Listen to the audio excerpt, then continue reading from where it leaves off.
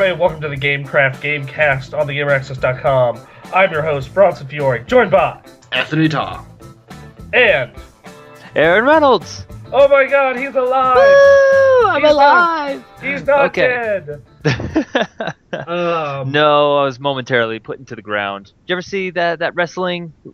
Undertaker was buried, and then like months later he came out and he was alive, and everyone's like, Zombie Undertaker. That'd be horrifying. zombie Undertaker. Isn't Undertaker? He's always been a zombie. Other than true. that brief stint where he was badass Undertaker. He was riding his motorcycle around the ring because wrestling. Anyway. Because wrestling. Because wrestling, man. There are things you don't question. There are things you just don't question. No, but you and I were recently so I guess what you should. I kind of want to continue our conversation we were having before the show started. PAX, the tickets are on sale in a month. Are they? Do they announce that kind of thing? So they go on sale after PAX East, which this year it ends the 13th of April, and it's pretty much any time in mid-April to like early May is when they go on sale, and just oh my god, last year, even with 4 days, last year they sold out in 6 hours. Right. Sweet Mother of God. I can't wait. I don't know why I can't wait. Because the thing here is, what's been happening recently, since I have left the site, is I've just been playing less and less games. And I don't know if you guys still do what games have you been playing this week? Is that still a thing here? Oh, dude, we haven't done a Gamecast in months. What? What are you guys doing? I don't know. Life happens. This is what happens when I leave. The site starts falling apart. Yes, basically. Life happened. We all got very busy. See, our last one was a month and a half, 2 months ago almost. Wow, what have you guys been doing? Well, I have 2 jobs, so. Well, yes, I heard about that. And though that may for whatever reason, I never thought that would stop you. It hasn't stopped us from doing unscripted access or 60-minute access, but right. But the Gamecast kind of had to take a break. Well, honestly, unscripted access has been doing real well as far as I've seen, and 6-minute access is good. So yeah, you guys have your hit shows that you're still continuing to. Yeah, though I may be busted back down to 1 job soon. I'm always, me, I expect the worst. To happen. So if that's the case, then a lot more of these will start happening. But no, we were talking about the madness that goes on sale for those tickets. It's really weird because in 2011 I waited a week and I got a 3-day pass, right? And in 2012 they sold out in 2 days, and they sold out of 3-day passes in a couple hours. In fact, I had to tell Quinn, Quinn, order them now, we're almost out. And this time is just, last year it was 6 hours, I didn't go because I was in training for AT&T. And,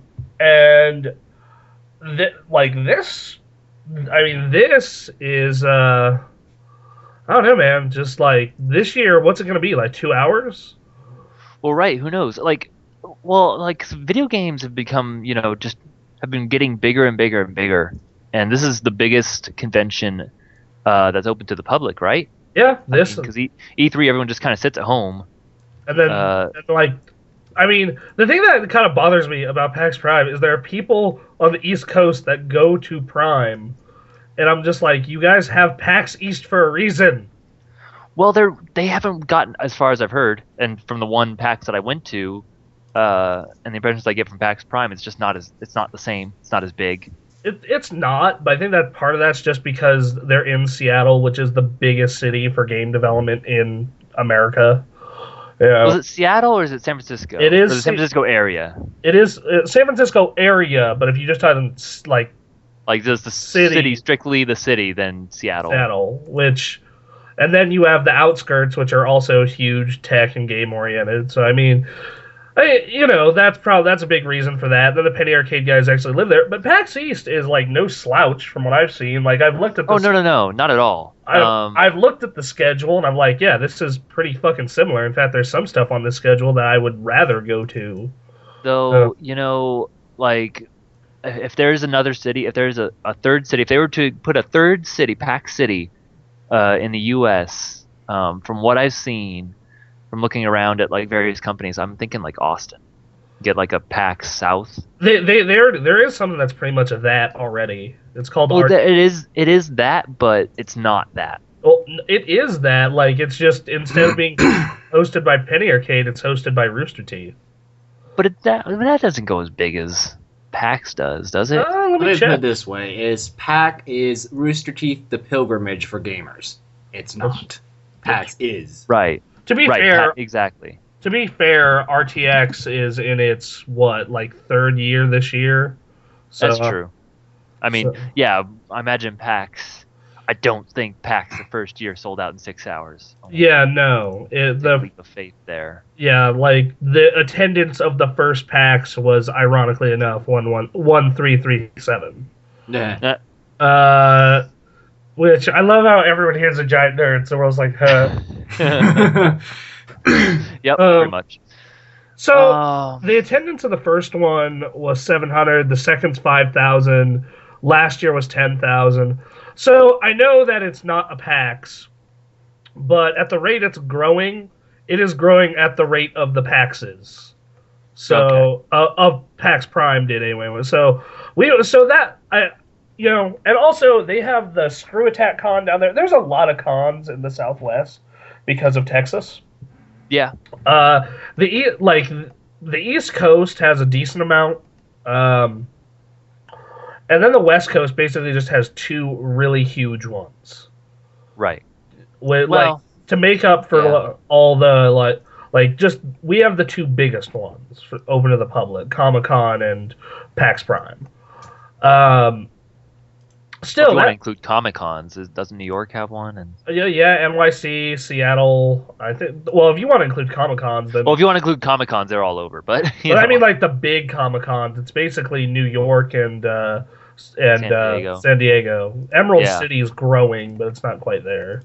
Right. No, I don't know. I'm excited this year, Anthony. If by God's will we somehow all get tickets, are you excited? Yes, I hope so. Yeah, I think so. Man, he hesitated. I don't know. I'm hesitating because usually every time we talk about conventions and E3 or anything like that, I'm never at them. Like the only convention I've ever been to that isn't some small little local one is CES, and that was for business. So, right. It's just like I'm not gonna get excited until I know for sure I'm going. Yeah, that's true. That's true. Just because let's be honest here, I've had a pretty good record of not going to conventions even when I want to. So I'm going to try and not disappoint myself until I know for sure I can go. So Bronson, when are you heading to Seattle?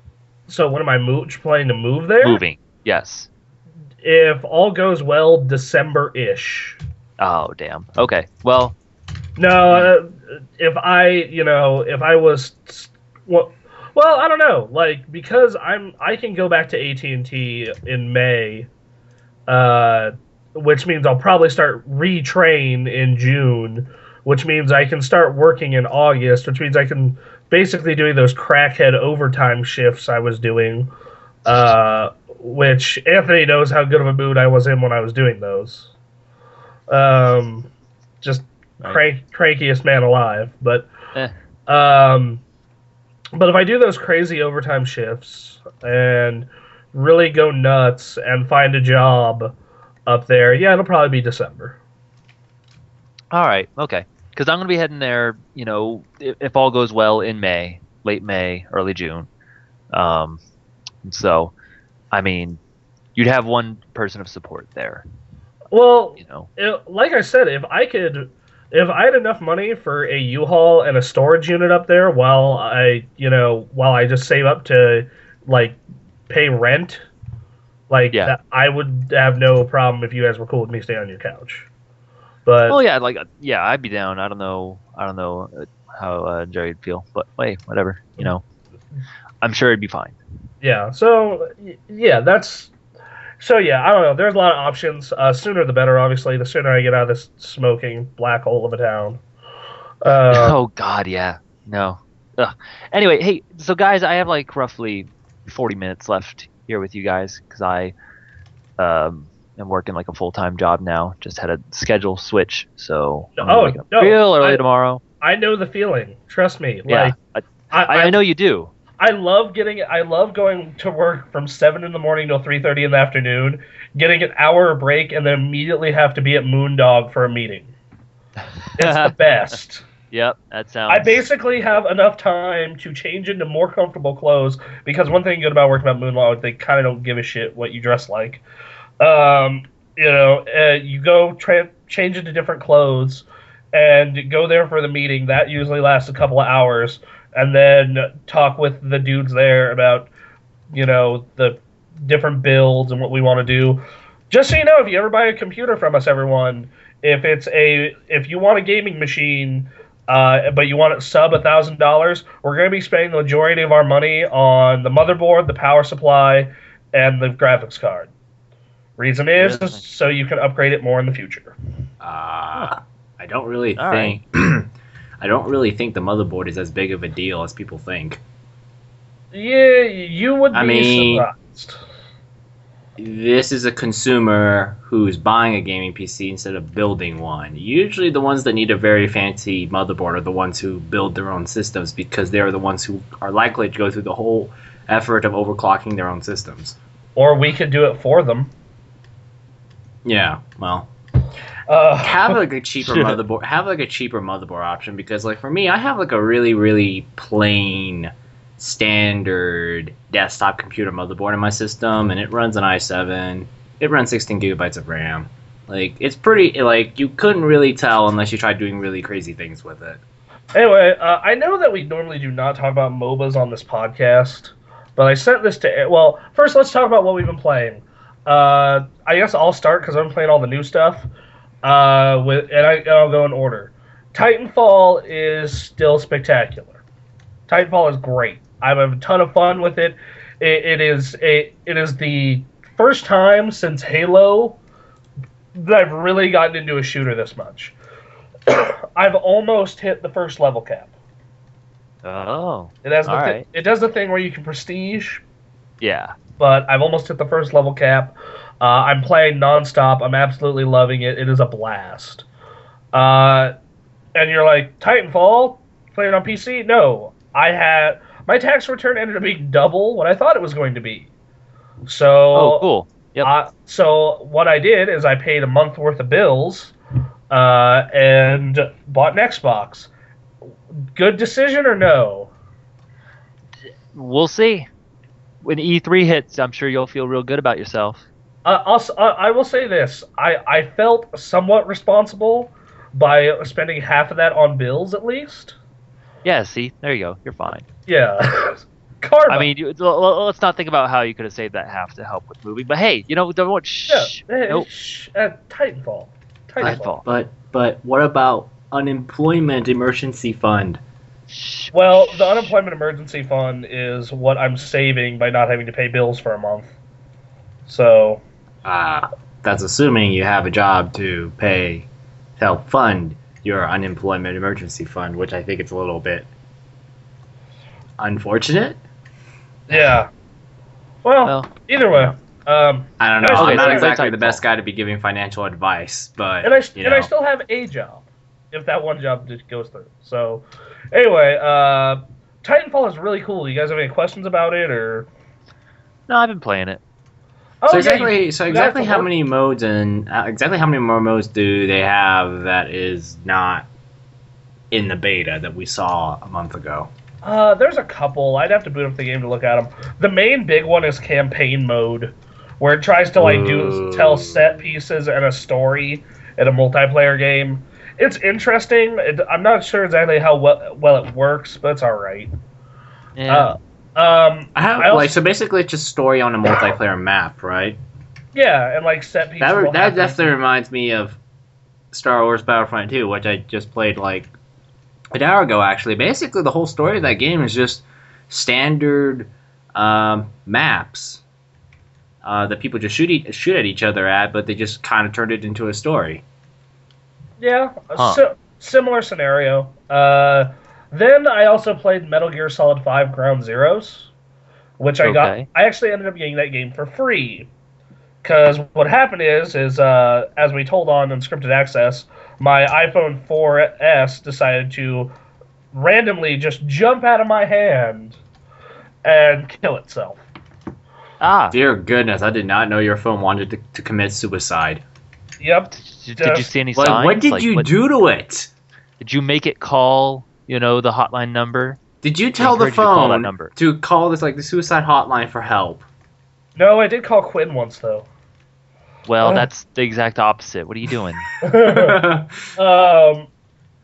So, uh, so I ended up having to use, which I find it funny that like when I was working at AT&T, the next program comes out and I mock it. I mock it to death. I call it stupid and a waste of money and time, and why wouldn't you just wait for your upgrade? Well, I'm 5 months away from my upgrade, and I tried to do everything in my power to get an early upgrade, and the fine agents at AT&T, I know how they roll, and they rolled exactly how I expected, and they all told me to go fuck off. Mm-hmm. And so I would basically either no cell phone, a cell phone whose sound only works if I have headphones plugged in. So or make my phone bill each month $20 more expensive, but have the newest iPhone. Okay. And that's the route I went with. Which the phone upgrade's great, the more expensive bill is not. But that happened. All right. I feel like you need to buy a protection plan for one of those. Oh, Like your 3GS went bye-bye. Yeah. Seems like dropping phones in water seems to be your kind of thing. I need to buy one of those cases where you can take like an iPhone in a swimming pool. Like one of those cases. But those things must be really bulky. At this point, Anthony, it would save me a fortune. It is worth the, like, I've had to upgrade a 3GS early. I've had this, I nearly had a 4S die, 4S die, and I did have a 4S die. So I think that having my iPhone in a thing that can go underwater would probably be advantageous.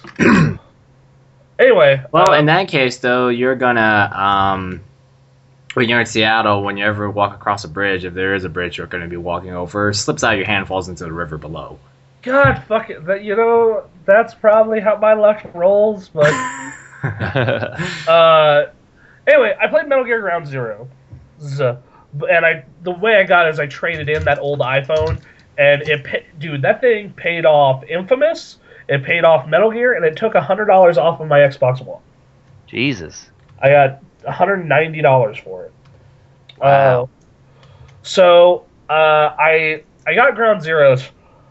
That game is beautiful. It is so much fun, and I am so ready for the Phantom Pain. Oh yeah. Does it add any lore? Do we have to learn more? A little bit, not much. Okay. Holy shit, Anthony! Hey, Machine gun keyboard. I'm sorry. It's just I'm at my desk and I don't know. My desktop keyboard is at my desk. Okay. All right. But there's a lot of stealth moves. But what everyone says is true. I beat it in 68 minutes. Okay. Yep. Yeah, that sounds. Angry Joe beat it in 78. Angry Joe. Yeah, he's one of those YouTube reviewers. Oh, gotcha. Okay. Jeff Gersman said he beat it in 61. So, All right. The main story is super short. If you do all the side missions and also try and 100% everything, though, I would say it's probably about a 4 to 5 hour game. Good lord. All right. Well. That said, it's $30, $20 if you're playing it on last gen, and I would say it's worth about $20. Okay. That said, everyone who's like really butthurt about this, why were you not butthurt when you paid $40 or $50 for Tobal 2 just to play a demo of Final Fantasy VII? Why were you not mad when you paid $50 for Zone of the Enders just to play a Metal Gear 2 demo? You see why I'm mad at these people.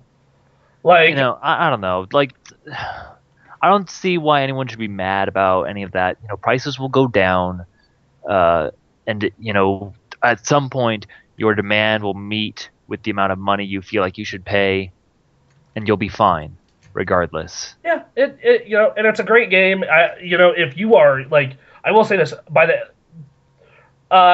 one thing I do like is in the menu they're like the story so far, and it fills you in on Peace Walker.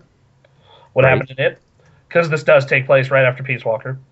Yeah. You still do need to play 3 though to get. Well, I think at this point it's good. Like the way they handle it is, assume you play the console games, but mobile we understand. Let's catch you up. I like the fact that they released a console version of Peace Walker in HD with analog controls and trophies. So yeah, that's cool because that game looked like it could pull that off. So that game was awesome. It is one of my favorite PSP games, and it's really good on consoles, actually. I would actually really like for you and Anthony to buy it before Phantom Pain comes out so we can all play it co-op.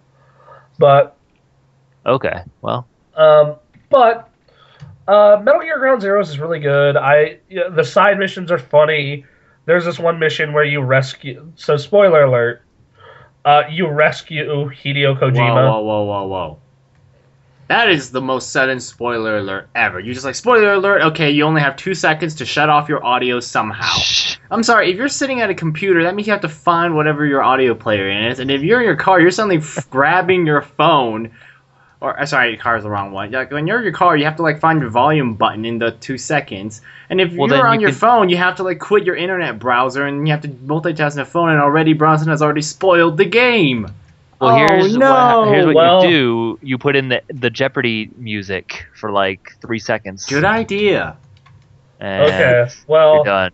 I'll just put in some random Metal Gear music, like the big exclamation mark sound, so that way it catches everyone's attention that something bad's gonna happen if they don't mute the audio. Spoiler alert! Spoiler alert! Put in disc 2. Oh wait. Yeah.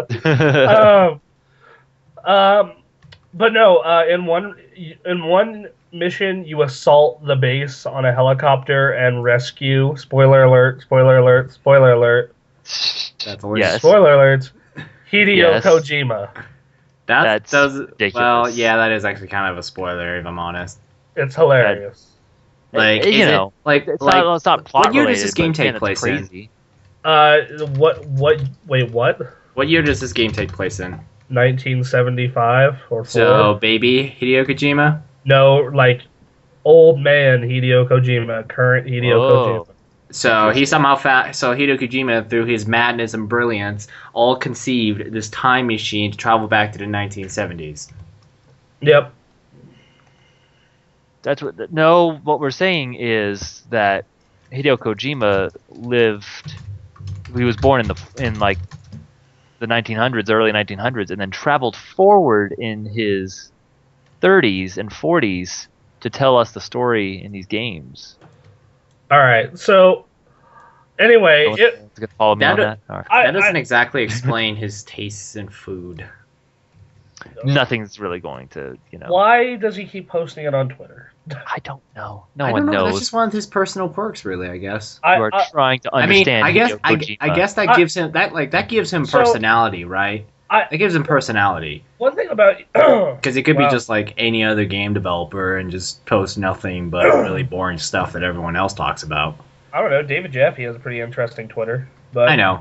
Anyway, one of my weird moments with Hideo Kojima in real life is I literally missed meeting him and him signing my copy of Metal Gear Collection by 5 minutes. Oh. I saw him walk out of the building right as we got there. Bummer. And I was just like, son of a bitch. But in PAX, it's not like you can cast mirror image of yourself and have 3 copies of you doing things at the same time. Yeah, that's the only way you're gonna see all of PAX. And even then, you'll need like 7 or 10 versions of you to attend every single conceivable panel and concert pretty much at the same time, and then you join together, and then you get a colossal headache with all the conjoined memories. Well, like in 2012, and then you get the worst depression in history, and then have to be on medications. Like in 2012, choosing between Giant Bomb and the VGO, super hard. But man, Giant Bomb was totally worth it. Yeah, to be honest, VGO was probably kind of it was a little plain, maybe. No, you know what to expect. Versus Giant Bomb, who rants about pennies. This is the same Giant Bomb that drank breast milk. Yep. Oh, wow. All right. We need to move on to another topic here. Where are we going with this? Well, we were talking about games we were playing. So yeah. We were talking about games we were playing. Hey, Aaron, would you drink? How much would we have to pay you to drink breast milk? I don't even want to think about this. I don't know. I feel like if we think about it, it might come true, and I don't want.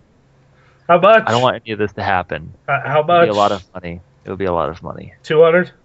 Well, it depends on how I'm feeling that day. You know, Bryson, you're probably asking the wrong person. All right, 300. $300. 300. Is that what it takes? How much are you willing to give up, man? I don't know. Should we get a Kickstarter for this? I don't think we can give a Kickstarter to this.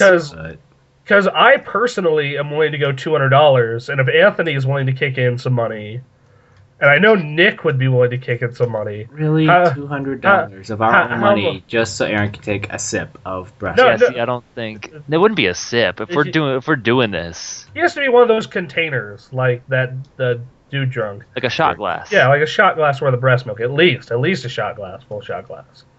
So I don't know, man. It depends on the day. I can't unless we were to really just go full forward with this, which I don't plan on doing. I don't know. We have a panel in Atlanta. We may have a panel at an anime con soon. So I mean, I'll talk to Nick and see. Later on down the road. All right. Pin this now. Let's come back later. But I'm saying I'm willing to pay $200 to see it happen. Jesus Christ! Well, yeah, that's a lot of money just for that one thing. I'm trying to get all these consoles. Yeah, I'm done. I am done. I succeeded. Consoles gotten. Like, yeah, you're done, but you have a Wii U. And I don't even own that Wii U. That's the thing. Like, you own a Thurdus. I own a Thurdus. That's true. I don't own a Vita. I love how Thurdus has stuck with our friend group. I really enjoy it. It's funny. It's better. It takes fewer. It takes fewer syllables than saying 3DS. Thurdus, 2 syllables. Well, yeah, me and Jerry have been calling it Espin. Let's go watch some Espin. Espin. Oh, ESPN. Spell it out. Yeah. Oh, Espin. So, like, for a moment, it's like, is that some spin-off of Esper? Just happens to be an Esper sticker on someone's Thurdus. Right. Esper just makes it. Esper's facial expression, like, this was a huge thing on Twitter. It just made everyone's brain go, "What the hell is that thing?" Okay, so moving forward, I played some Final Fantasy X HD. That game still holds up almost 15 years later, and it is my favorite Final Fantasy, and it is the second best Final Fantasy. If I had to pick a best, I love Final Fantasy X. It's wonderful. Then the game I played the most of my time into recently have been Killer Instinct, which we're gonna do a little bit of news now. Hey, they did the trailer for Fulgore. And I remember Fulgore. He was kind of cool, actually, with his metal armor and everything. His lasers. Yeah, and the freaking lasers. And his laser blade Wolverine claws. Yeah. Oh, hey, Aaron, guess who's taking over Killer Instinct Season 2? Have you heard this? I haven't heard this. The Lang Zone. Oh, Jesus Christ. All right. Like people behind Dive Kick? Yep. See, this is what gonna do in Killer Instinct 2. Okay, they got 2 buttons. One button does the Ultra Combo, and one button does the Combo Breaker. And you gotta you gotta make sure that to do the Ultra Combo, you gotta time it correctly, whereas the Combo Breaker person has to hit it at the right moment to break the combo. And then you just do that for 60 minutes. There you go. Done. Xbox One sold. But no, I've been playing more. So I'll start with KI since it's a little older. That is, man, I cannot wait for that game to be finished. Because they are releasing it as a seasonal game. The 7 characters and modes they have right now are great. It is an easy to learn, really fun fighting game. It's the tutorials are fantastic. A bunch of different difficulty modes, a bunch of different stuff to unlock. I've had a blast with Killer Instinct. Also, it plays on my nostalgia because it has like the build-up music, the dun dun dun dun dun dun, and then you press start and it goes Killer Instinct, and it goes on to the full guitar solo. Oh, and it gets there by a giant wave of fire. Yeah, but the whole menu is on fire all the time, like the old Killer Instinct. No, that is the disappointing part. I mean, you feel like it. It's just like, yeah, they try to make it modern, but they kind of missed out on all those little details that made Gold kind of like one of those games that we just go insanely nostalgic for. Of course, at the same time, I kind of realized they kind of need to reinvent it for modern standards because otherwise, if they wanted to make it mad 90s, all they do is just take Gold and re-release it. Yeah. So, Killer Instinct is rad. If you want a next-gen fighting game, well, it's your only choice right now. But I am disappointed that game is not going to EVO. I bought the collector's edition and plan to collect all the crazy pins that they're releasing for it. It comes with Jago and KI logo. Glacius and Saberwolf are out. I want to learn how to main Orchid because Orchid was my main in KI Gold. My main back in the day was Jago, probably for good reason too. Yeah, Jago's really easy to learn in the new game. Like after a couple of days, I was rocking it with Jago. The easiest ultra combo is Saberwolf though. Just back, forward, unleash the combo. So the final game I've been playing has been Infamous Second Son. Now Nick and I plan to do a spoiler cast sometime this week, so I'm not going to get too much into it. But from a gameplay standpoint, it is the best Infamous. All right, awesome. Gameplay, graphics, music, all that. From a story standpoint, it's probably my least favorite. And it's not because of the characters, it's mainly just because the plot is kind of predictable. And you see where everything's going. That said, I really like the characters. I really like all the powers you get. My favorite one is probably Neon, which they showed in the second trailer. Neon's really cool. I'm not going to say what the third or fourth power are. And Smoke is I don't know. Like it's fun at first, but once you get the other powers, you're probably not going to go back to it except for to get trophies. Okay. So yeah, that's all of what I've been playing. What about you, Aaron? I actually haven't played anything in a while. I think I played a little bit of Titanfall, not a whole lot because I've been playing with my computer. I've been looking at games in stores. Like I found a game on Steam that's in early access called Cloud Built, which I'm looking forward to. What was that? What's that indie game that I sent you a trailer of that you're really excited for? What was that game that you sent a trailer of that I was really excited for? It was on the PlayStation blog. Hyper Light something. Hyper Light Drifter? Yeah, that one. Yeah, I funded that one. Yeah.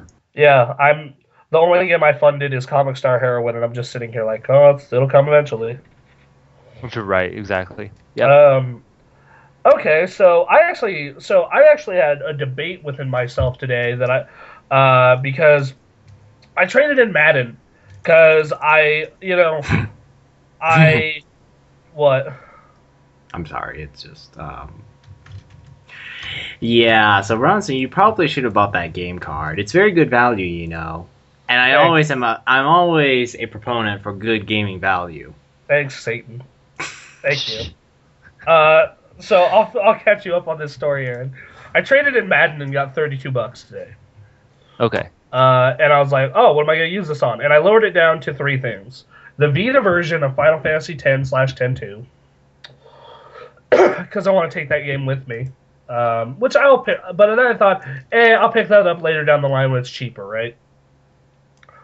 And then that left me with Rayman Legends or 2 months of Warcraft game time. I asked for a sealed copy of Rayman Legends. They didn't have it. I left the store. I'm still debating.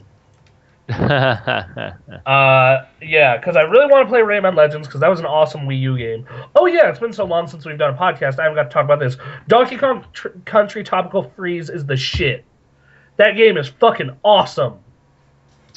That game In is your so... words, it is the most hype. It is, yes, it is the most hype. I just noticed you've been saying that a lot lately. It's just hype. It's like your new big word to describe how good something is. Rather than, the normal dictionary term of, how excited someone gets before it comes out. It is so unbelievably good. It is tied for my favorite game of this year so far, with Infamous. Good lord. All right. Its soundtrack is great. It's fun. It's challenging. It's everything you could want from an old school-esque platformer. Huh. All right. Fucking, if I had an extra $50, I'd go buy it. Cool. Yeah, I rented it. I'm gonna re-rent it so we can do 60-minute access of it, and because I want to finish the last world and a half I have left. Anyway, so that's pretty much been it. So have you played any games though? Anything? Titanfall? You said a little bit of Titanfall. What'd you think of Titanfall? I don't know. I haven't played enough, honestly. It's been off and on. I really enjoy moving around. Like, that was the main reason I got behind Titanfall in the first place. Is when I played Call of Duty, I just really enjoyed running around. I'd go full ninja, can't run out of sprint. It was completely silent to everyone.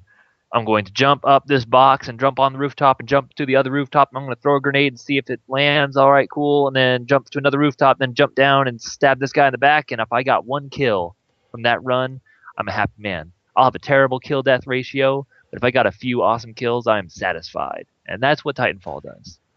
Titanfall, because of the creep on the map, which we're going to talk about a MOBA in a second, because I sent you that post Gabe did, and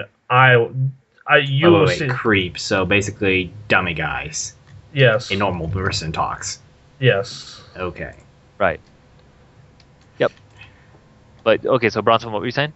I sent you that blog that yes. the Penny Arcade did, and I was like, oh yeah, this is totally something that I think you and I could get into. Right. And it's been funny because it's funny that you messaged me about this podcast when you did, because at that moment I was looking up. I was looking at Giant Bomb, specifically Brad and his group of guys that play Dota.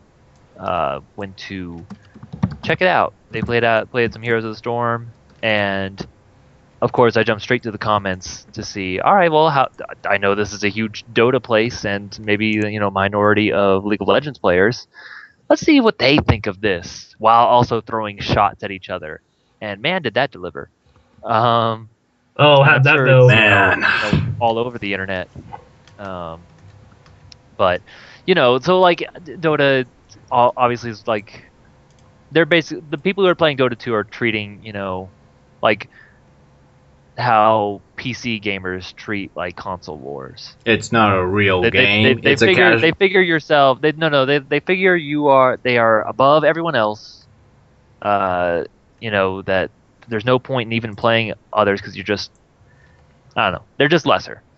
And League is I just like playing League the way League is played. It's you have bought into this. You have bought into it mainly because it's easier. That's what they always like to say.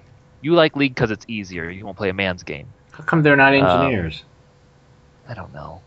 You only working at a store because it's easier. Why can't you just? Why can't you just be an engineer and do some real things like designing bridges? Why are you working in retail when you can be lifting stones to build a roof? Not stones to build a roof, but build a wall. I just know that I like the art style of League of Legends, and some of the character designs, but that specifically because Dota 2 was we got to do the characters of Dota 1.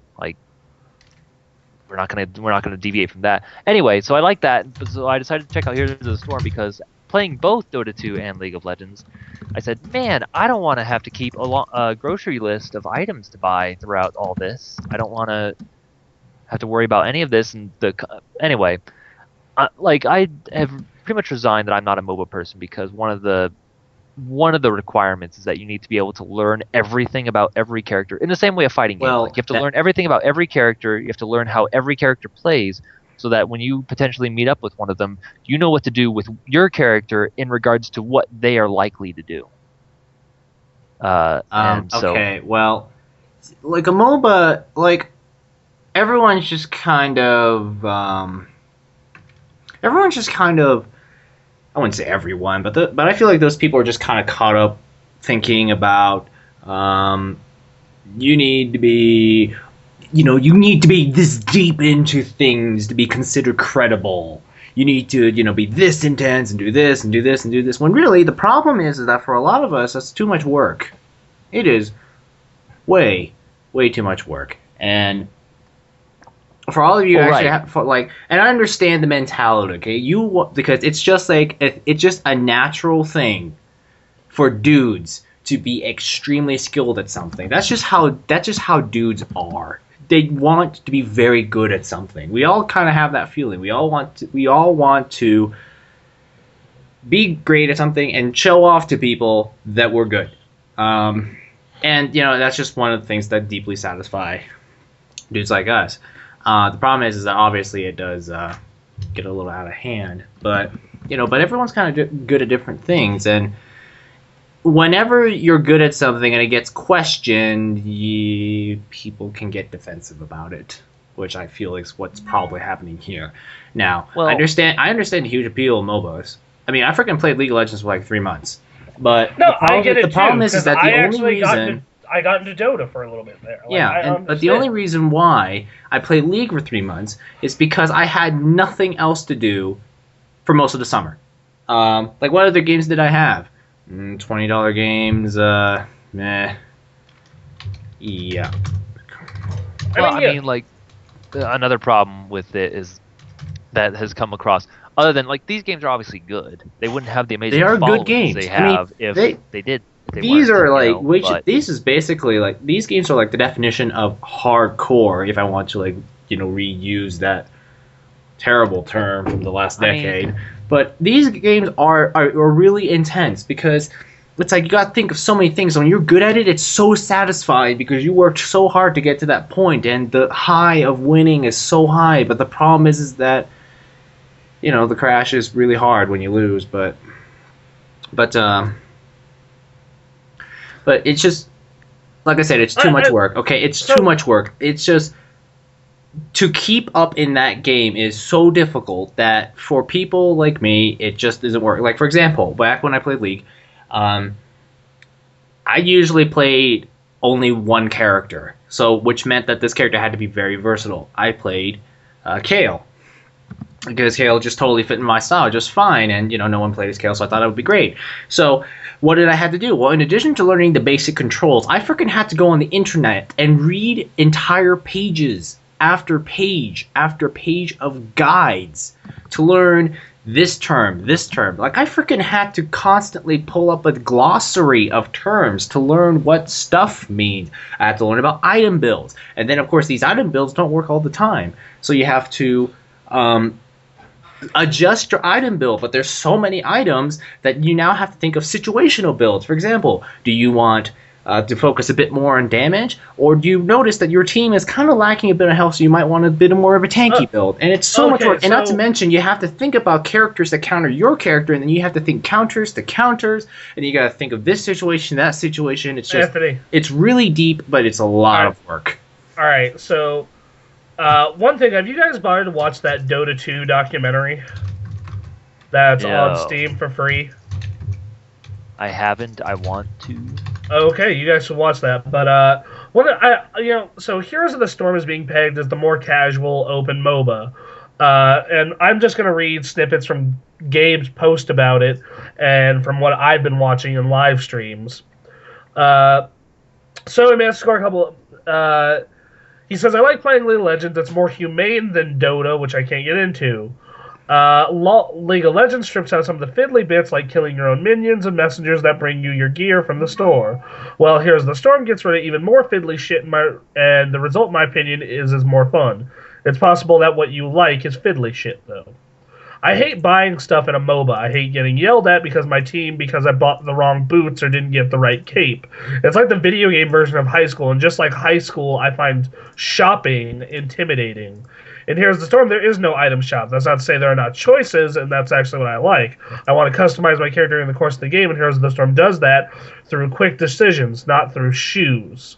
You reach a certain level, and you're asked between two options. Do you want your Q attack to heal you when it hits, or your W ability to cloak you?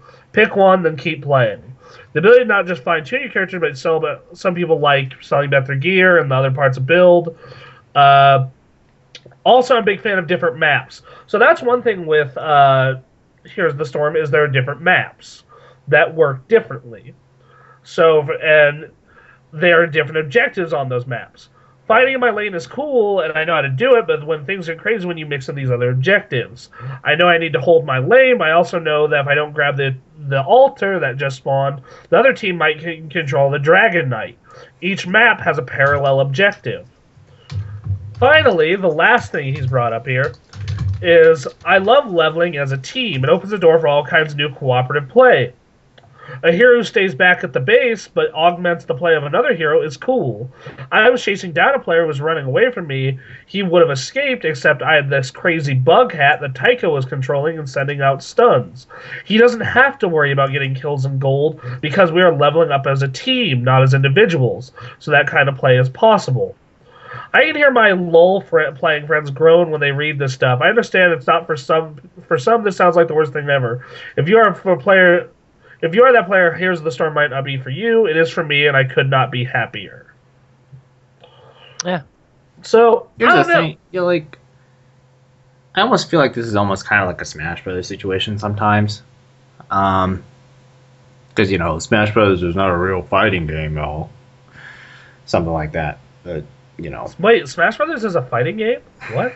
Well, it's a fighting game. It's just not a traditional fighting game. Is how I look at it. It is a fighting game. I mean, it's like really like they're like those people out there who actually say, "Oh, that's not a real game," and I'm just like, "Well, what's your definition of a game?" Should we be comparing Heroes of the Storm to as compared to fighting games to Brawl, or should we be comparing it to Dive Kick?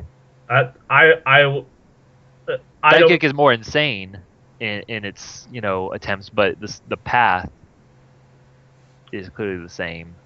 Yeah, so it goes a lot farther. I don't know. Like I do like the whole. So, I like where Bronson, you okay? Yeah, right. Sorry. I like where they're going with Heroes of the Storm. League of Legends never spoke to me. Dota kind of spoke to me a little bit, but even then, I'm kind of like, well, I don't have the time or want to learn all this shit. So I'm never going to get to the point of where I want to be with this game. So I'm never going to get there. That said, I look at Heroes of the Storm, and not only is it an easier to learn MOBA and a simpler MOBA, but they're doing all these different things that make it more video gamey and less esport. Right. And when I was watching a live stream, I saw Arthas riding on a rainbow unicorn fighting Diablo. Yep. Needless to say, I was pretty sold. Uh-huh. There's a pirate map. It's called Blackheart's Bay. Ghost pirate map, actually. I like that they have a lot of fun with it. Yeah. Also, so we all know what Murlocs are from our time in World of Warcraft, correct? Yes. Oh. Yep. Well, how would you like a skin Mercablo? It's literally Diablo, but it's a Murloc. Holy shit! What the hell just happened? Did I just say that? That is like the most frightening thing you can ever say to a Blizzard person, right? Like the terror of Murlocs meets Diablo. Oh no! Yeah, man, there was that whole campaign to save the Murlocs, and man, that didn't work out. Good Um, lord. So I'm really into this. I'm not big on League. I know Quinn was really big on League to the point of when we went to PAX, he spent like 3 hours watching the finals and like bought $100 worth of League shit. Shit. I want to like one of these. Man, do I want to like one of those. But I don't know. I'm gonna try Here's the Storm.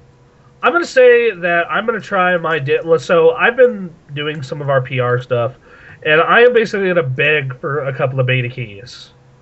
I'm just like, please give us beta. Look, we do a podcast about your games. We love Blizzard. So you would sell us out for the keys. For this game, this is the only game I'd do it for. But that's still selling us out. Well, that's out. That's yeah. Beta or alpha right now. One quick question, Anthony. How does it go in League and Dota again? Carry, like what are Okay, so I only know the League because Dota plays quite differently. So I don't play so differently that I don't know. Okay, so in League, I'm going to try and remember this because it's been months. So first you have the carry. This is a really squishy target, meaning not much health and gets killed easily. Usually does the most damage. The ultimate power weapon kind of thing. Then you have the support, which basically gives the buffs and the debuffs, other kind of stuff. You have the AP middle. Basically, AP is ability power. Kind of think of it like magic power in a sense. That's usually the middle lane. The top lane is I forgot. It's like the top lane is usually the tank. I believe. Most HP, usually the person that stands in front of the whole group when the giant face-off happens, so that way he kind of acts like as a distraction.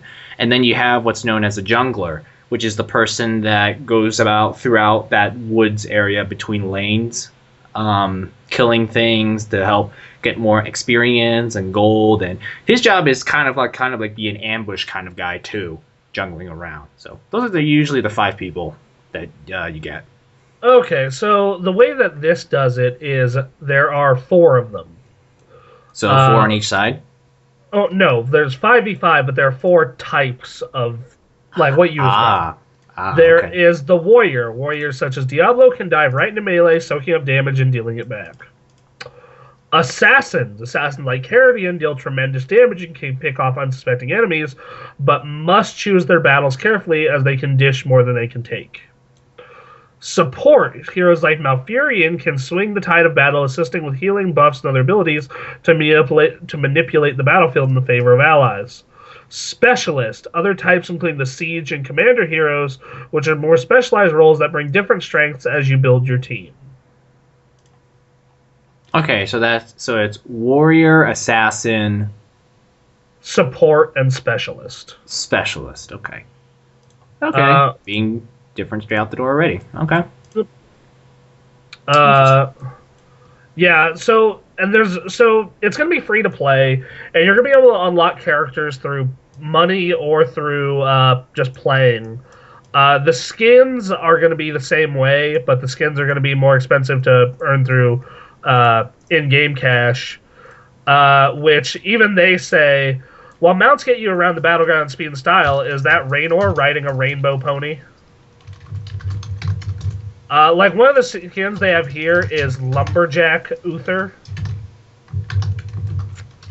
Yeah, I'm really loving this. Also the battlegrounds are like they evolve and change as you play. So where shit is located will change as you play on the map. Anyway, we should go back to what we started with. Is hey Anthony, what have you been playing? What have I been playing? Well, kind of like the usual. More Final Fantasy 14, obviously. And we'll save that for tomorrow's podcast. Yeah, I know. I'm just saying. Okay, you asked me what did you play. You didn't specifically say what did you play that isn't drugs. Okay. Yeah, you tried to get me on drugs too. Yeah. Hey, I've kept quiet for the most part. Okay. Except my drug. You're trying to get me back on my drug.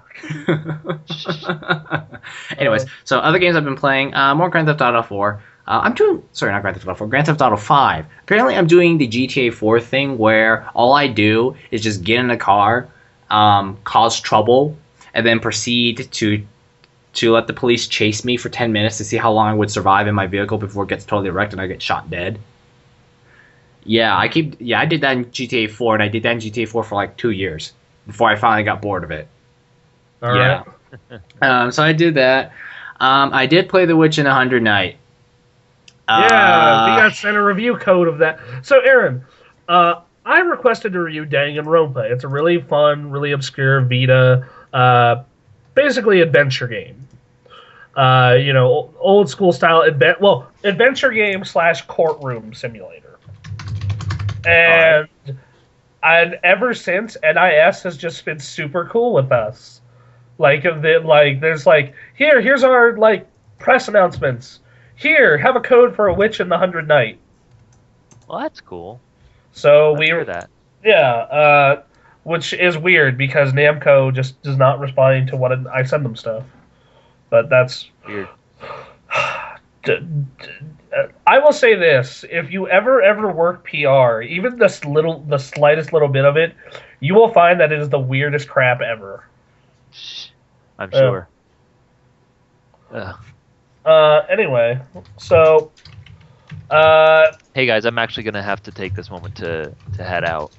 Oh, why? I know. I'm sure because I need to work in the morning, and it's an hour earlier than I usually do. I have to get used to this schedule. Do what I do. You need to stay up till midnight. Wake up at 6. Go to work, leave for work at 6:30. At least that's when I leave. Get there at 7. Go through your day. Come home at 3:30, or get home at 3:30 or 4, and then take a nap. See, I'm just not a nap person. I've tried. I really want to be a nap person. I just don't do it very well. I did it actually just a couple days ago, but I had to be sleeping in a really uncomfortable position on a couch to make it work. Because otherwise, if I'm comfortable, I will go. I will just be gone. See, for me, when it comes to a nap, I've noticed that I know when I'm in nap mood and when I'm in sleep mood. Like when I'm in nap mood, I don't I have to get in a rhythm and do certain things to get going for actual sleep. But for a nap, I just lie down on my back on my bed. When I'm going to bed, I get the pillow over me, and I'm all I'm basically strangling my pillow to death and whatnot. But for a nap, I just lie down and just out. Yeah, I don't know. I wish I could, but no. Oh well, that's so. I don't know. I want to talk with video games with you guys for a little while, because we don't talk a whole lot anymore. I just am off doing other things, trying to figure out what's going on with this situation, where we're headed. I spend a good portion of the day working on an application and a resume and all that stuff. Oh, did I tell you? This is more for a. I'll send this to you in a text. So I posted it on Facebook. It's one of those jobs I applied for. Oh, okay, cool. Yeah. So yeah, I'll. All right. Well, I'm gonna be sending a request for a beta code myself for Heroes of the Storm. Hope you guys get them soon or something. We should all play Dota sometime. Dota? I don't know if I have that installed. I don't know. Hey, it's free. It is free. I know it is free. I just need.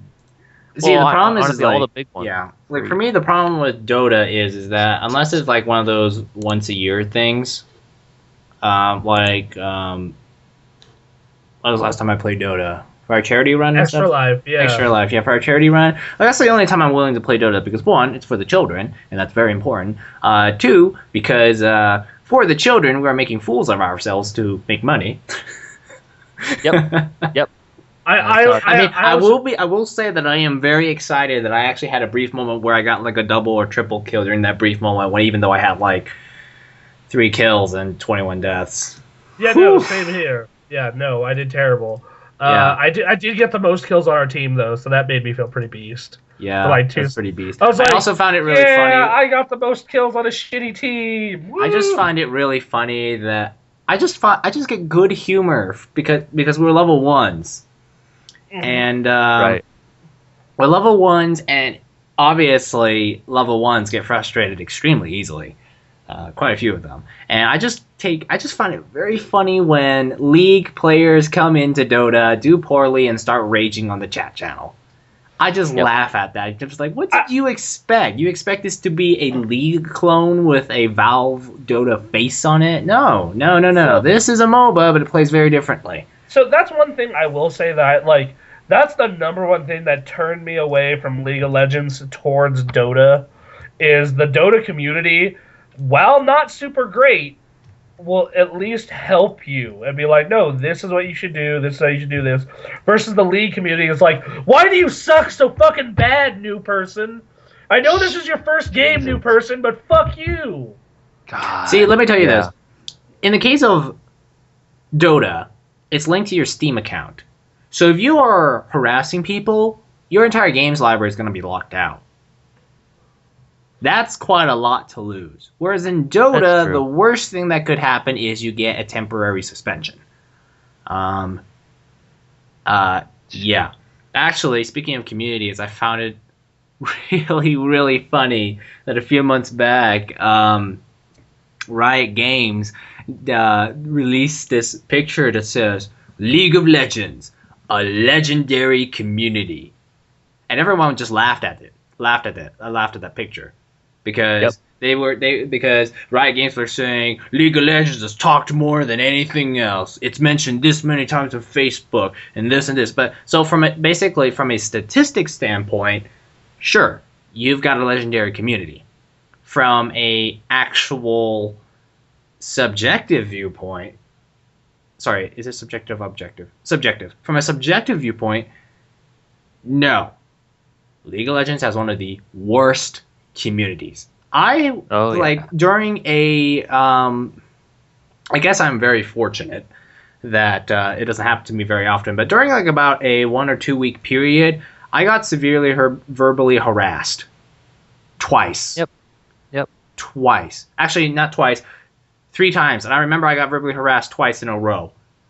I was called a coward because we were losing quite badly, so I thought instead of picking fights, it's best to just stay back and defend, because that's the best you can do, right? And the guy just accused me of, being a coward and running away and, saying that my worth in League of Legends is, tied to my worth in real life, which is a colossal laugh, because when you run into people like that, like Bronson, dude, I wish we had Donut back. I didn't tell this to him because I know Donut in there. Yeah, it's like, I didn't tell this to him because he's one of those people where arguing is never going to get you anywhere and it's just completely pointless. But I'm just back in my brain thinking, yo, I'm an engineering college student. What do you do?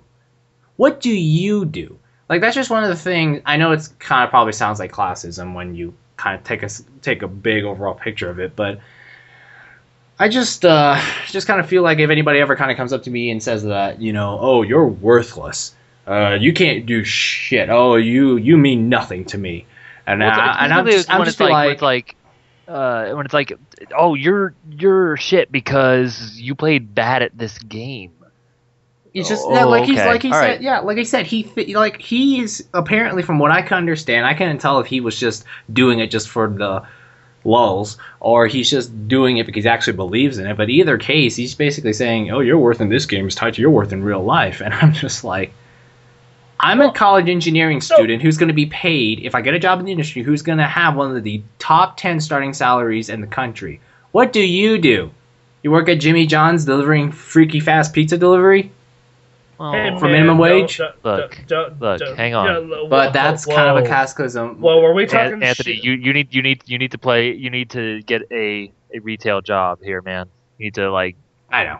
Actually, I did work in KFC retail. here. I did work in retail, but I also understand that. No, you need to work at a real, not a college bookstore. I mean a real retail store. I worked at GameStop, motherfucker. I had the king of retail jobs, and it wasn't great. That's. But at the same time, I understand. I don't want to be saying that because that just kind of brings classism into the problem. So. Well, yeah, and so so that's why I don't say those things. But basically, the whole point I'm just trying to say, and I need to come up with a better way for this. Apparently, is because I sucking at League of Legends because I'm only at level 20 and only played this game for 2 months totally means that I am a dirtbag in real life that only works at the garbage dumpster. Exactly. Just fucking go kill yourself. Kill yourself. Great. Yep. Yeah, but anyways, it's just terrible because normally, at least in Call of Duty, if you keep to yourself, they'll usually leave you alone unless you're doing too well. If you're doing too well, then you're going to get some shit. But for the most part, when I played Call of Duty, I didn't get any trash talk because I just kept to myself, didn't say anything, didn't trash talk anybody. I just did okay. As long as you aren't extremely good to the point where it makes yourself easy to attack, you're like, fine. In League of Legends, it's freaking such a team-orientated game, and the high of winning is so high that some people just don't adapt very well when they don't get that high. It's unbelievable. Oh my god. So 2 things before Aaron goes. 1, Aaron, you have a wonderful day. We need to have you on more shit as a guest. You know, for the next couple months, I may be a bit busy as I try to figure out this whole thing. But, you know, yeah. 2, check your Facebook for all the lovely Heroes of the Storm stuff I just posted. Particularly this Diablo picture. All right. Cool. All right, later. Anthony, let's continue this show. You guys have a good podcast. Also, let me say, looking up all this Heroes of the Storm stuff was a horrible idea because now I want to play Warcraft. So you brought this on yourself, Bronson, not me, because you have contributed to your own downfall. You wanted to look up Heroes of the Storm.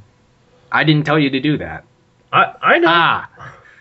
But I will say that I'm slow. Like, I'm looking at all this stuff for it, and I'm just like, but wait, this is not Heroes of the Storm, but it has characters. No, yes, no. And I'm conflicted on whether or not I want to start it. And dear God, everybody keeps making all these hilarious memes of Diablo riding a rainbow unicorn, and it's hilarious. I mean, yeah, that does sound. I just God. Maybe I need to completely retire that.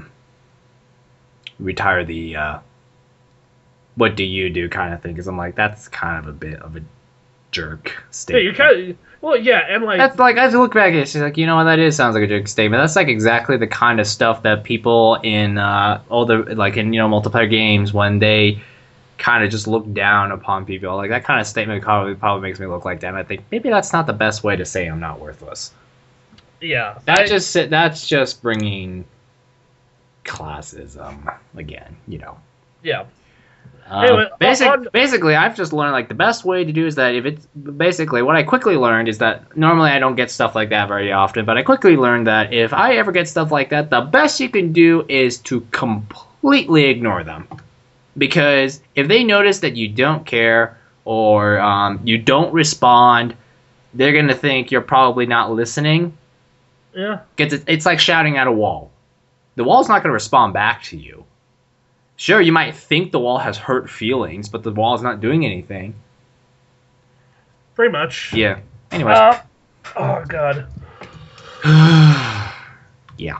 So, yeah. Sorry that I made that kind of statement. Just kind of like one of those thoughts that runs through the back. No, I get where you're coming from. I don't say it. It's just one of those things that run through the back of my head. I'm just like, huh.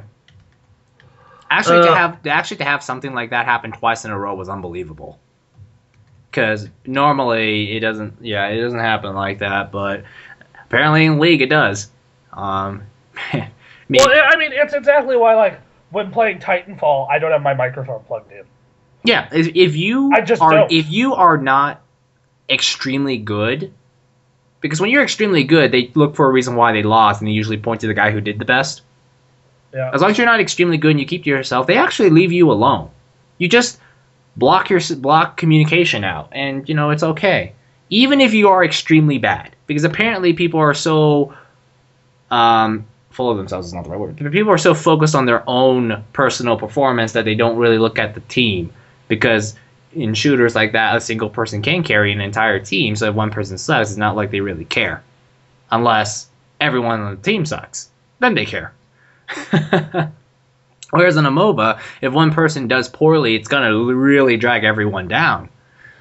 Which Heroes of the Storm almost looks like it's the exact opposite of that because of the team level. So like, let's in Dota, if I do really shitty and start feeding the other team, it doesn't hurt us as bad in Heroes of the Storm because I don't have to worry about getting my own gold and my own shit. Yeah, we're not going to level as fast, but also I'm not going to like cripple myself, or the team. Same thing and also because of this, it gives you more flexibility. Like I remember when Joe and I would play Dota, and Joe by himself would just dominate the top lane. I didn't need to be there. In Heroes of the the only reason I was there to level up and collect gold. But in Heroes of the Storm, I actually kind of branched off and went to go help someone who actually needed it instead of playing backup to Joe raping the other team.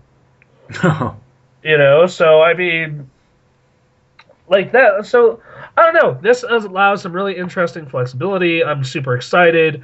Like I said, the second they said sign up for beta, I did without even questioning it.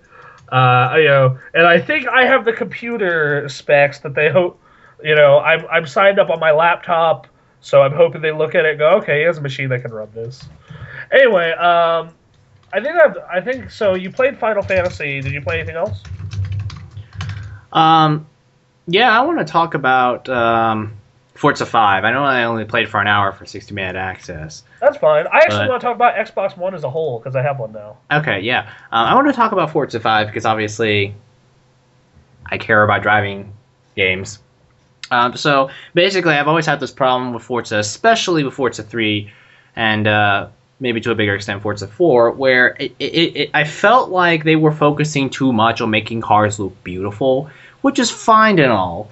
But I always had this thought that, our cars are good and the physics is good enough. They'll think it's like the real thing. Let's just focus on presentation. So they did Auto Vista and glamorified the cars and put all this flowing beauty art music in the background, which puts me to sleep, unlike in Forza 2 where the music was actually energetic and got me pumped up for driving. So Forza 4 is good. I actually really like Forza 4. And I think that it's actually slightly better than Gran Turismo 5. But again, the physics is just not there. I mean, every car just kind of handled the same. So I went into Forza 5 kind of thinking it was going to be more of the same thing. It's like, they spent too much time they spent too much time making these cars look beautiful. Yeah, they're going to think their driving physics is going to be good enough because the average person can't tell what a real Ferrari drives like as long as they think it feels good enough and real. Oh, well, right? So proceed to play your copy, and from what I can tell, they actually did do something to the physics, mainly because when you have that much processing power, why the hell not put in more physics, right? I mean, I'm starting to think maybe in Forza 4 the physics didn't change very much because there wasn't enough processing power. It's not like with Gran Turismo 6 where they could put in all of this adaptive suspension stuff because Gran Turismo is powered by Cell, whereas Forza 4 is powered by the poor man's Cell. 3 cores. Yeah, 3 cores versus the PlayStation's 7 or 8. Yeah. Oh. Yeah, so game is beautiful. On Bronxon's TV, it's a little hard to see. Hard to tell. Yeah. A little, okay? A little. Because your TV's projector based. Yeah. Instead of the standard industry norm of LCD. So, it's a little hard to see, but I looked at the footage and it's just like, wow, it looks so cool. I mean, LEDs are actually modeled and cars are beautiful and so many little details that I absolutely love. Like when you switch the camera to the inside of the car, all the sound gets muffled.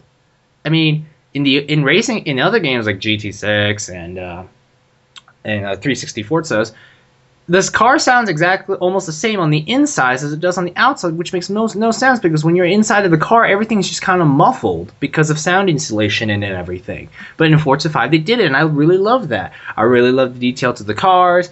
I kind of like how they did Auto Vista to everything. I don't like that they made Auto Vista lazier because you used to get commentary on everything.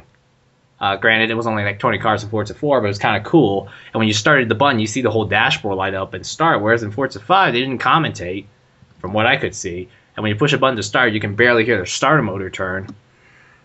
stuff like that. Physics. I think the physics is better. Kind of a little hard to tell. I'm not really sure yet, but it certainly is more exciting than Forza 4. It's keeping me awake. And as Bronson can easily testify, I spent half the time feeling really nervous because the cars were like kind of twitchy when I drove a little too hard.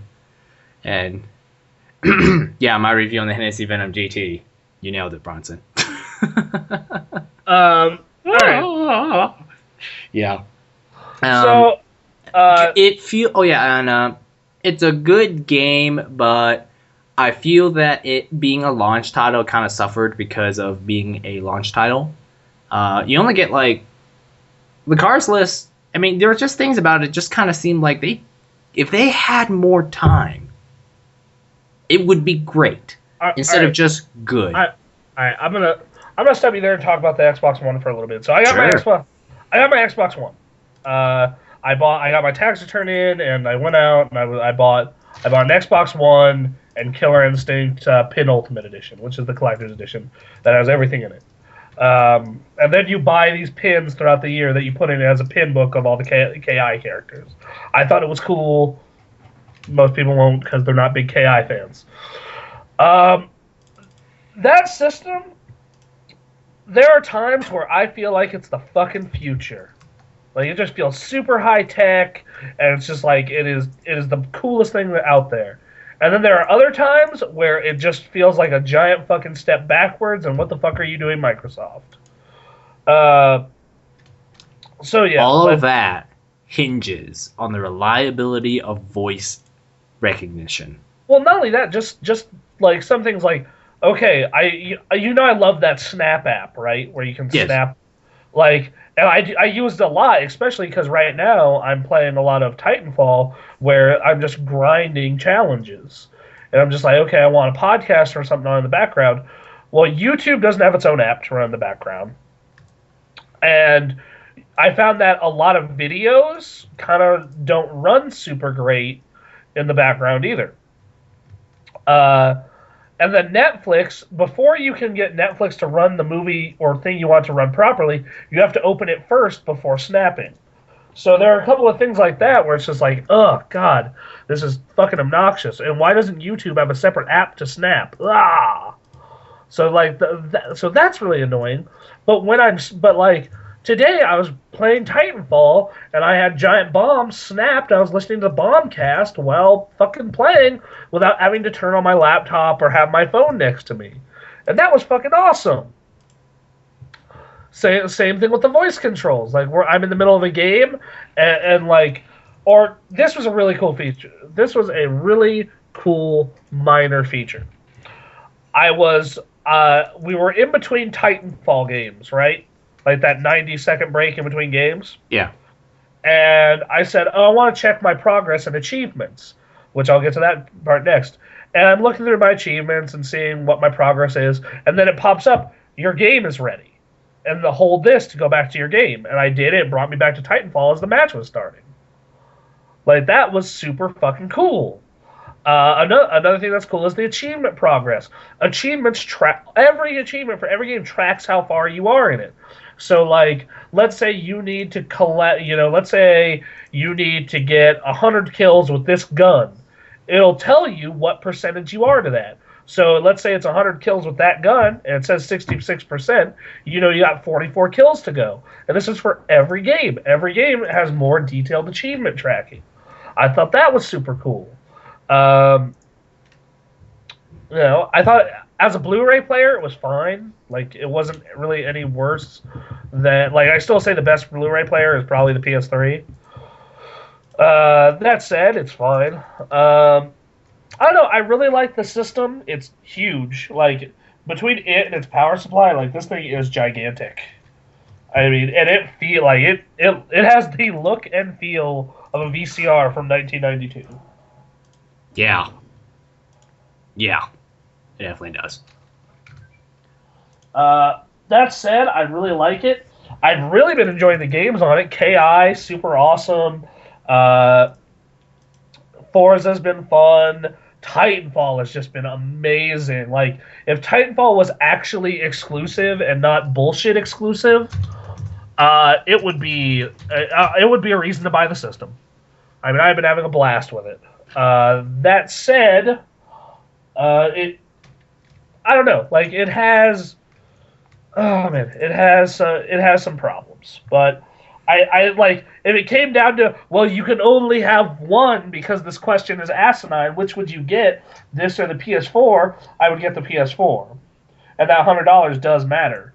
But right now, the Xbox One does have the better library, which isn't saying much. We're only 6 months out from launch, and some of its features are really futuristic and cool. Like, I'm not gonna lie about that. Like, yeah. So, I don't know. You have any questions about it or anything? Not really. I've seen it. I just think the interface is like, oh my goodness, why? Why? Like, you have to like dive through like 2 or 3 different menus just to launch a simple game without the power of voice. Well, I mean, how obnoxious is it that like settings is locked under apps? Like, how obnoxious is that? Yeah, and you have to like what, dive through a menu or two to get there. Yeah, I know that on the Wii U and the 3DS, the settings is literally its own separate app. But at least it's like a nice big button right on the big screen, so you can immediately go into settings instead of having to tell the Kinect, okay, gotta tell the Kinect to do voice settings, or button. One thing I do like is the fact that one thing that I can say that I have enjoyed with the system is the voice controls a lot of the time. Like, that has been really cool. Like, just to be able to say, go blank, go here, and it goes there. Or being able to, like, there's a lot of stuff like that that's really cool. I think, yeah, like I said, at times it feels like the world's most futuristic system. And, it's fantastic. On the other end of that, at times it feels hamstrung and dumbed down and stupid, and that's when it hurts. Yeah, like, I don't really have any questions about X1 now that I've seen it work. But so far, it looks kind of nice, but I don't care about it yet. Yeah. I mean, you've seen both of them in action. Provided that I don't, like, which one are you going to get first, it or the PS4? That's a very good question. I really don't know. If I were to get a system for the long run, I would go with the PlayStation 4 because from what I could tell, it seems to be making good decisions. It works, and it seems to have stronger support sales-wise and community-wise. So it seems like the system to invest in for the future, and that means that probably more games would come to it, and that'd be great. If both of these game libraries are frozen right now and will continue to be frozen for the next 2 years, I would get the Xbox One. For one thing, I like Forza 5.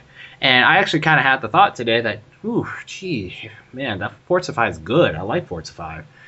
And I have yet to come up with a game on the PlayStation 4 that I really care about. Yes, there's Infamous, but I'm not a big Infamous fan, whereas I actually still care a lot about Forza. And Titanfall looks pretty darn cool, too. Obviously, I can buy Titanfall on my computer, but, if I didn't, hey, it's on Xbox One. And Killer Instinct's on Xbox One.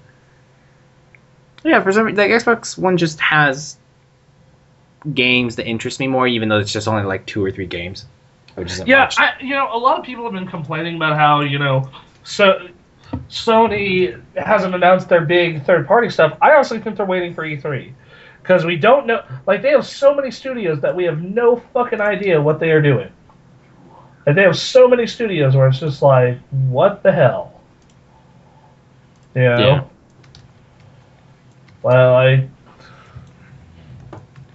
Yeah, well, you don't know much about Sony, but even then, you look at Sony. Like Microsoft just has like the biggest of the big, sort of kind of feel to it. Yeah. It's like we only got 3 games, but they are the biggest games. We've got Cars, we've got the big shooter from the guys who made Call of Duty 4, and we've got a reboot from the 90s. You know, they got like stuff that you can market big. Whereas Sony just has Sony has like a lot of Sony doesn't, with the exception of Killzone and I think Infamous.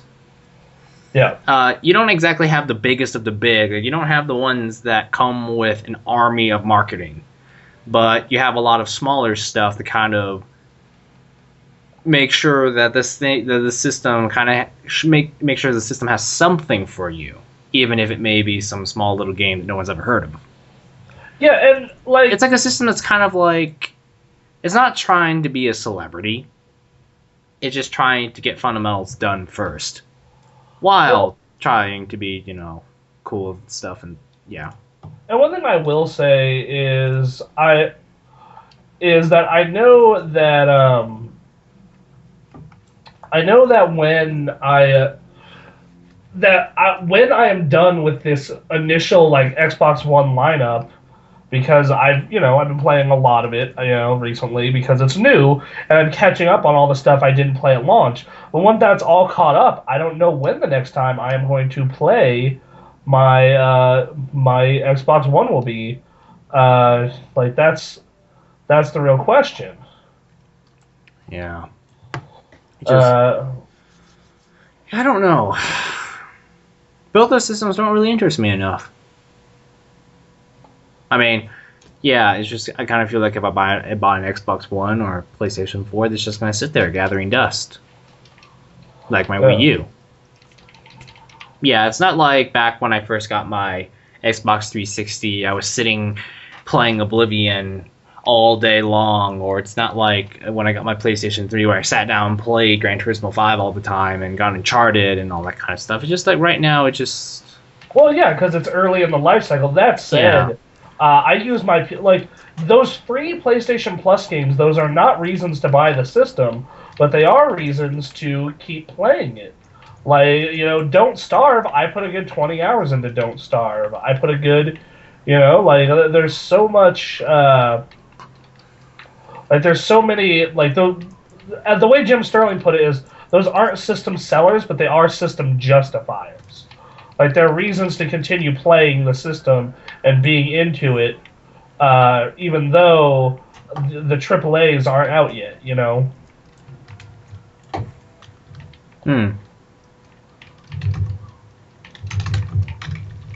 So, yeah, that's... I don't know. I think it's a good system. I'm really enjoying it. I'm really enjoying K&I. What in the world are you typing?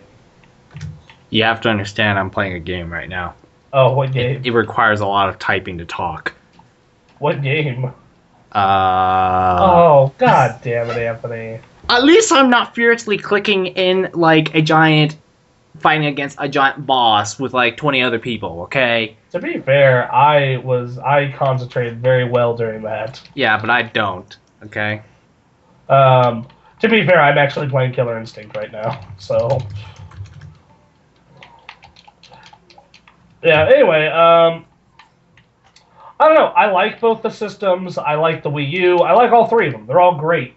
If I only had to pick one to buy right now, it'd be a PS4 because I think it has the strongest future. That said, I think that Microsoft could definitely rebound. I think there's a lot of stuff that could happen. I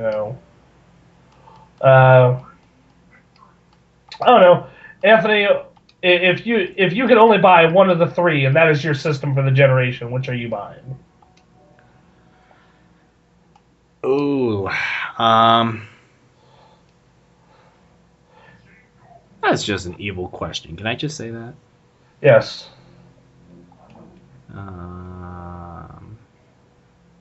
Yeah, that's just evil. For the entire generation. Well, the problem. Some people live like that though. Like that's the crazy part. We're like, oh, that's so hard. I'm glad we don't have to do that actually. But like, Yeah, then we actually think about it, we're like, oh, shit. Distractions. Oh, man.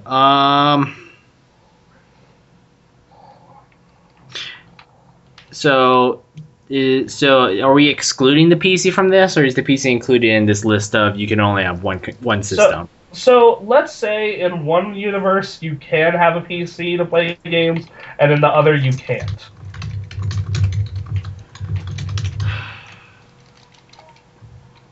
Let's see.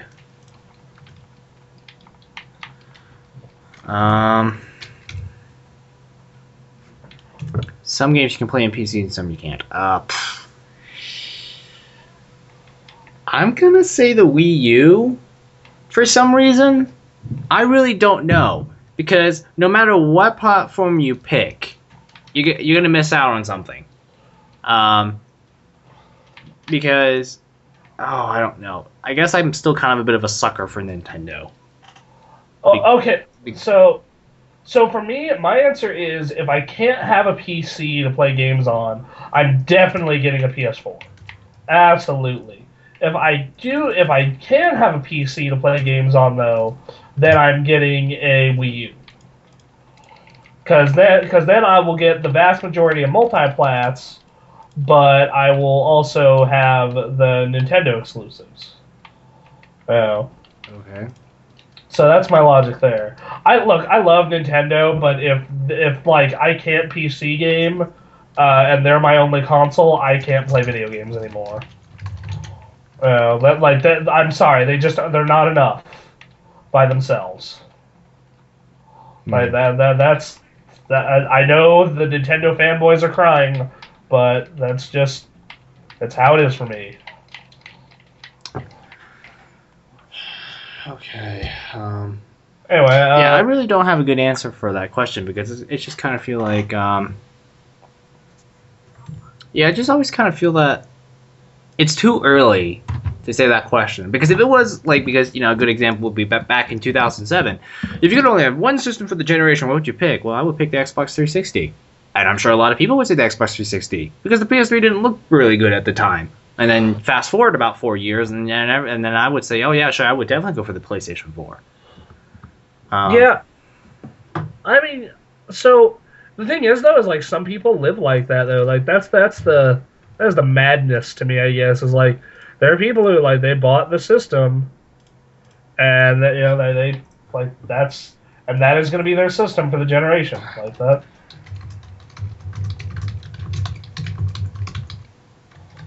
I'm really sorry if I am really distracted right now. This person just kept asking me questions.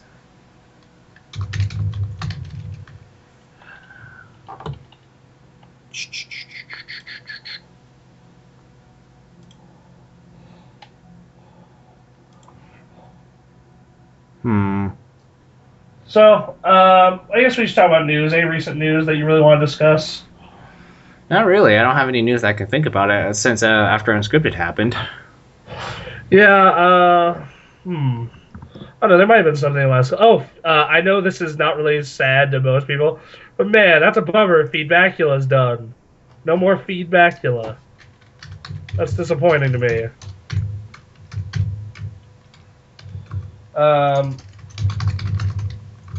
So yeah, that's a bummer that Feedbackula's over. My God, really, they really killed off that show. Yeah, they finally stopped it. I'm really sad because one, that was my idea. I thought of that idea years ago. We just didn't have a comment section big enough for it. Oh well. I guess we'll do a couple of questions and we'll call it a day. What is your opinion of New Game Plus, and should more games have New Game Plus? Gee, New Game Plus. I never really thought of it very much. New Game Plus. Well, I've seen people do New Game Plus differently. Like some people, like for some games, you carry over all of your equipment from your previous save. Like in the case of Mass Effect, if you start a new file, you kind of keep all your ridiculous weapons. At least in the case of Mass Effect 1. And then other games, they just give you like a slight boost of some sorts. Like, they give you like a boost in, we're going to give you an XP boost, going to give you a special piece of armor that's going to give you slightly better stats, that kind of stuff. Thing is that I never really played a new game, started a new campaign because I wanted that perk. I did it more because I wanted to experience like the story. Like usually, story is the big reason why I would replay games. Like perfect example, Mass Effect 2. Yeah, sure, I got all my armor back, and sure, I don't have to mine planets bone dry as much. But I mainly played it again because I probably missed a few things. I realized I made this terrible mistake. I wanted to explore a different romance option. Those are usually why. So New Game Plus never really clicked with me very much. It's kind of nice, but I kind of don't care. Huh. Yeah. That's what I personally think about it, at least. I don't know. I like it. It just depends on the game. Like, I would kill for Infamous Second Son to have a New Game Plus mode. Like, it is, like, that game is a lot of fun, but man, having all those powers at the start of that game would be hilarious. Really? Yeah, like, because those games scale. Like, their difficulty scales.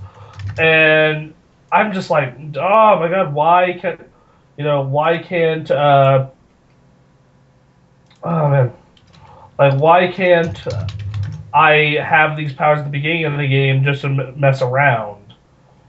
But whatever. Anyway, I think that we're almost done. I think I'm gonna see if we can pull anything else here.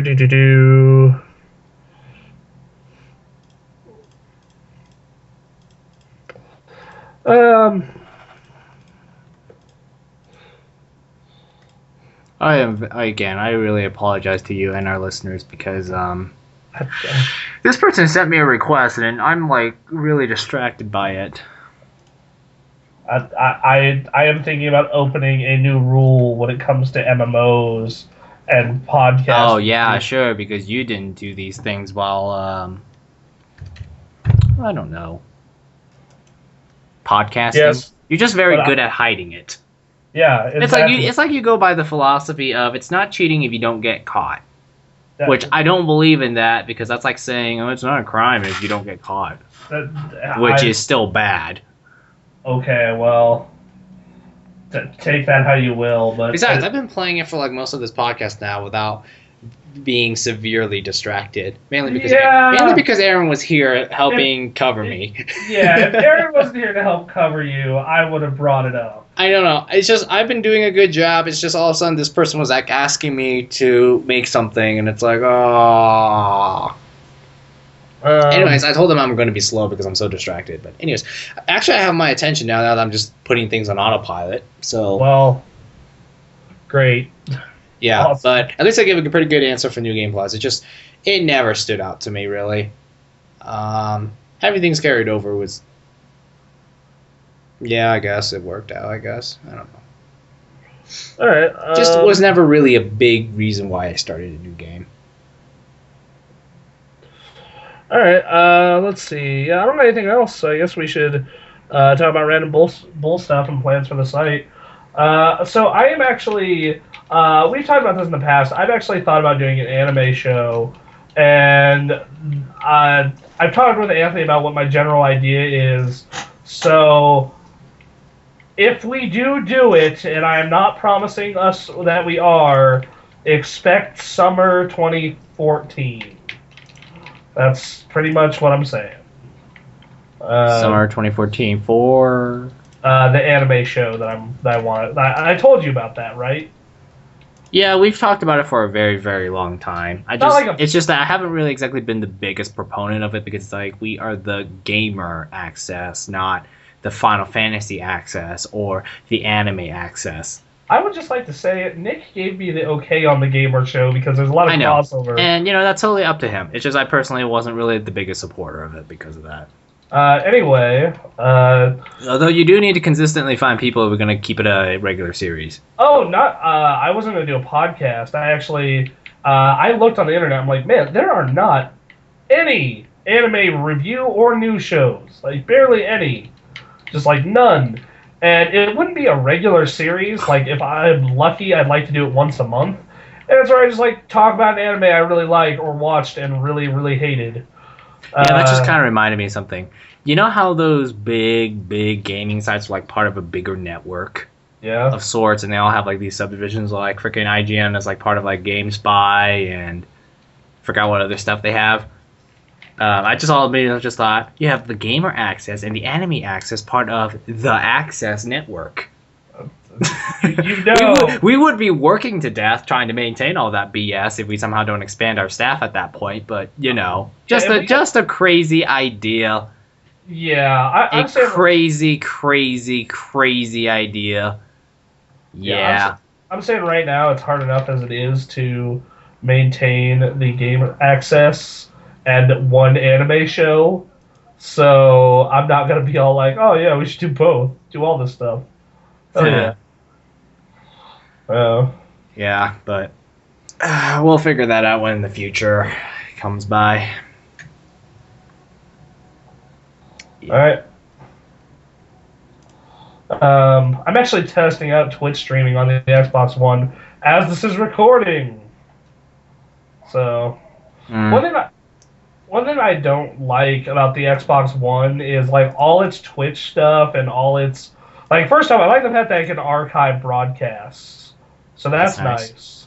But unlike the PS4, but you can't tweet it out or to Facebook. So like, let's say my Facebook following is probably my biggest, and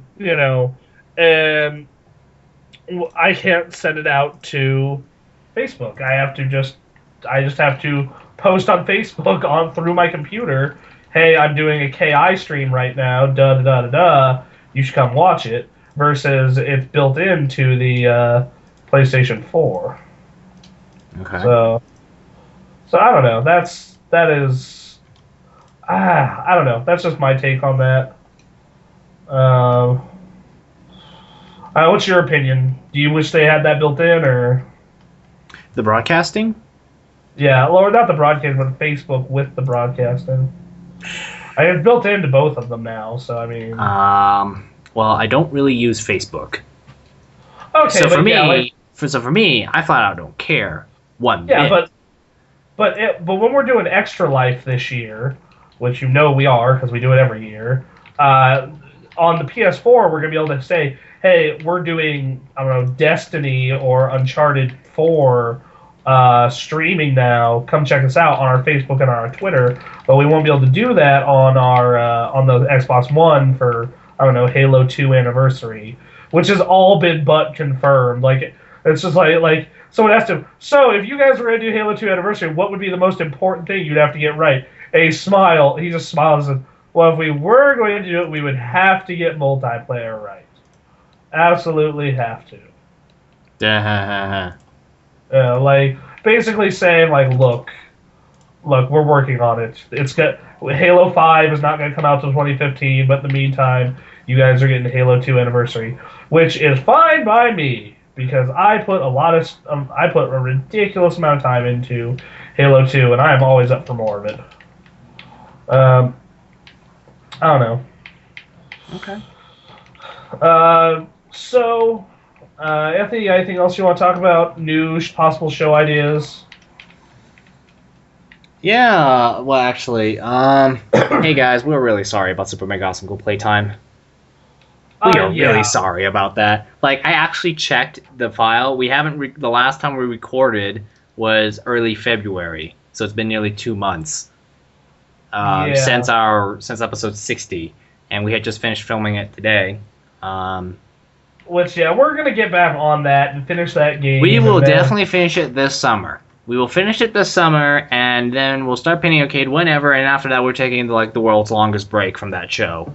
And the game that comes after that's going to have to be ridiculously short, even if it means playing Metal Gear Ground Zeroes. Well, we're probably gonna do that for we're probably gonna do that for 60-minute access, 60-minute Super Mega Awesome Go playtime. I don't know. Yeah. So I'm gonna want to get that anime show started. Bronson Rance is returning finally. It's Anthony and I finally both got to a point in our lives where we're not free, but we're finally figuring out how to just cram TGA in there. Barely. I mean, like today has been a pretty busy day. Frickin' today is TGA work day for me because I woke up this morning and I need to record Star Wars footage. So I frickin' had Jedi Knight Jedi Academy, Jedi Knight 2, Jedi Outcast. I had Star Wars Battlefront 2 in, and I was playing all 3 of these games for a little bit, and it just kind of reminded me of those old days when I was in middle school playing these games, and I'm just like, wow, they're not super amazing by today's standards, but wow, are they good Star Wars games. Battlefront in particular, like, I didn't realize how bad the prequel trilogy was, because the only way I knew about the prequel trilogy was through the story that was told in Battlefront 2, which they did a far better job than the actual movies. Because you are a soldier, and soldiers don't watch Anakin Skywalker and whoever do a love scene. So that kind of took away a lot of the dumb. Yeah, they took away a lot of the dumb stuff because like, you got the viewpoint of a soldier. There's nothing wrong with Anakin doing a love scene. It's just the way they did it was crap. Yeah, the way love stories are always romance always finds its way into stories all the freaking time. It's just a natural part of storytelling. It's just that in episode 2, it was just bad acting. Like frickin', I was really young when I saw episode 2 for the first time, and I remember thinking, I don't get this, and to this day I don't remember anything from that game still, other than Anakin looks really. I was 12 awkward. or 13 when that. I was 12 or 13 when that came out, so you were 10 or 11. So. I don't know, man. Like that is, yeah. I don't know. So, like I said, we managed to fit TGA in. It's just a matter of we have to. It's just a matter of us just finding the right schedule and trying to produce all kinds of shows. And like I said, I want the anime show to exist. I want it to be some great content for you guys. It's just it's a matter of finding the time, and in the case of anime, I've actually had to read up on what we can and cannot do for footage. So and what I have found is as I can display pretty much whatever I want, how I want, as long as I am talking about it and not showing like a full episode straight. So yeah. Anyway, that's about it. We're gonna be back with more shows, more everything soon. Have a good day. Okay, bye. Bye.